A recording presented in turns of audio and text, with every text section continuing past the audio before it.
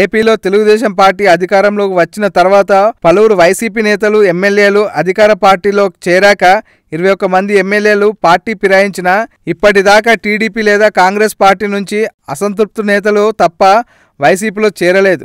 కేశినేని నాని కంటే గేమ్ బాగా ఆడగలమని చంద్రబాబు ఆఫీస్ అధికారులు 4 రోజుల క్రితమే మాజీ మంత్రి శిల్పా మోహన్ రెడ్డి నంద్యాల ఉప ఎన్నికల్లో తనకు టీడీపీ టికెట్ ఇవ్వదని గుర్తించి వైసీపీలో చేరారు. ఇప్పటి వరకు టీడీపీ మాత్రమే అధికారంలో ఉన్నందున ఆపరేషన్ ఆకర్ష ద్వారా పెద్ద ఎత్తున నేతలు చేర్చుకుంది. జగన్ ఆపరేషన్ మరొక 1.5-2 సాధారణ ఎన్నికలు జరగనున్నాయి. ఈ నేపథ్యంలో జగన్ కూడా ఆపరేషన్ ఆకర్ష్ తెరలేపనున్నారని ప్రచారం సాగుతుంది.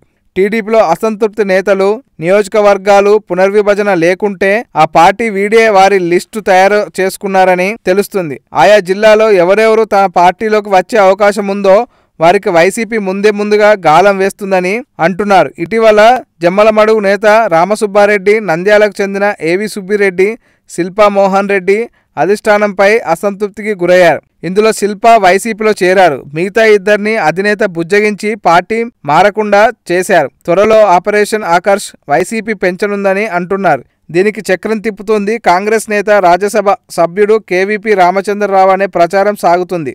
వైఎస్ రాజశేఖర్ రెడ్డి సీఎంగా ఉన్నప్పుడు కేవీపీ ఆయన వెంటే ఉన్నారు. ఇప్పుడు జగన్ కూడా సాయం చేస్తున్నారని అంటున్నారు.